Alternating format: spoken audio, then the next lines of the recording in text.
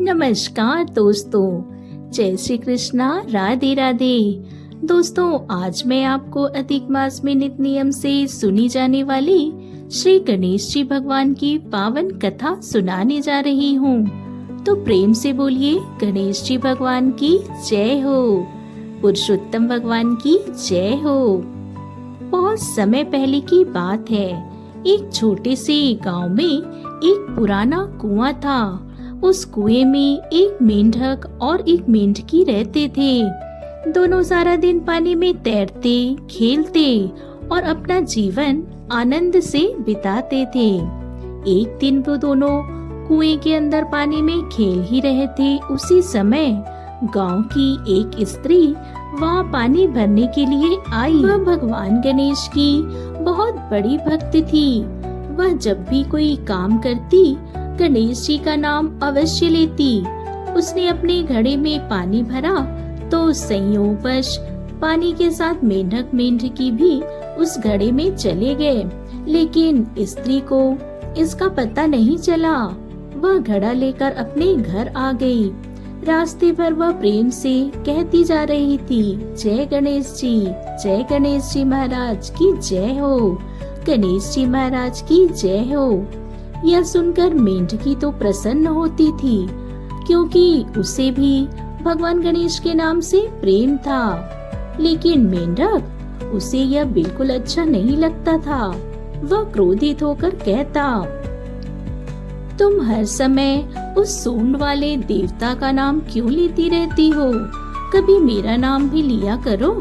इस बात पर दोनों के बीच अक्सर बहस हो जाती थी।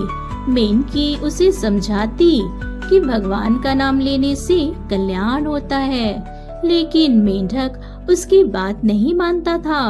घर पहुंचकर उस स्त्री ने घड़े का पानी एक बड़े बर्तन में उड़ेल दिया और चूल्हे पर रखकर नीचे आग जला दी।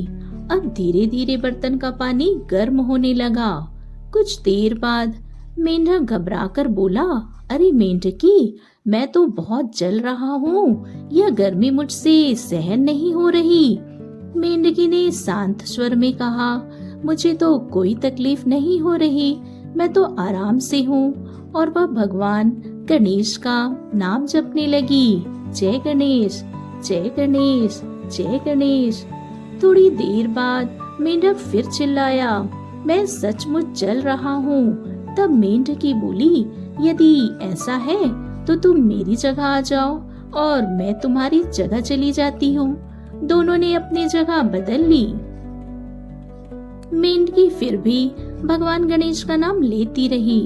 कुछ समय बीता तो मेंढक फिर बोला, अरे मुझे तो यहाँ भी गर्मी लग रही है, मैं जल रहा हूँ। यह सुनकर मेंढकी ने कहा, मुझे तो अब भी कोई कष्ट नहीं, शायद भगवान गणेश जी की कृपा है, तो तुम भी उनका नाम लेना शुरू कर दो।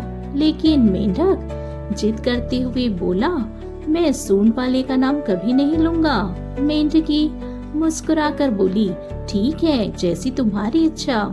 और वह फिर से गणेश जी का नाम जपने लगी। अब आग और तेज हो गई थी। मेंढक की परेशानी बढ़ती जा रही थी।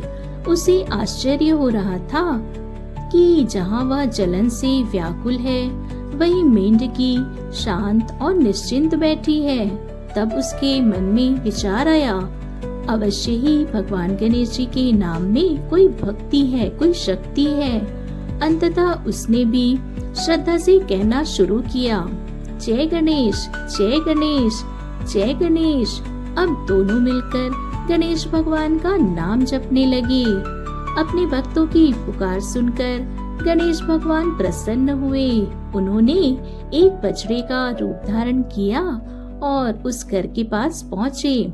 फिर उन्होंने अपने पैर से उस बर्तन को जोर से ठोकर मार दी। बर्तन उलट गया और सारा पानी बाहर गिर गया। पानी के साथ मेंढक और मेंढकी भी सुरक्षित बाहर निकल आए। दोनों तुरंत उछलते कूदते हुए अपने पुराने कुएं में वापस पहुंच गए। उस दिन मेंढक को भगवान गणेश की महिमा का अनुभव हो गया। उसे समझ में आ गया कि सच्चे मन से भगवान का स्मरण करने वाला कभी निराश नहीं होता। उस दिन के बाद से वह भी मेंढकी के साथ प्रतिदिन गणेश भगवान का नाम जपने लगा। कहा जाता है कि जो व्यक्ति श्रद्धा और विश्वास के साथ भगवान गणेश का नाम लेता है, उनकी कथा सुनता है, उसके जीवन के अनेक संकट दूर हो जाते हैं। हे गणेश जी महाराज, जैसे आपने उस मेंढकी की रक्षा की, वैसे ही अपने सभी भक्तों की रक्षा करना, सबके दुख दूर करना, सबकी मनोकामनाएं पूर्ण करना और सभी के व्रत नियम तथा पूजा को सफल बनाना। कहानी अधूरी हो तो पूरी करना, पूरी हो तो मान रखना। दोस्तों, अगर आपको ये कहानी अच्छी लगी तो कमेंट बॉक्स में जय श्री भगवान गणेश जी की, पुरुषोत्तम भगवान की जय अवश्य लिखें। धन्यवाद दोस्तों।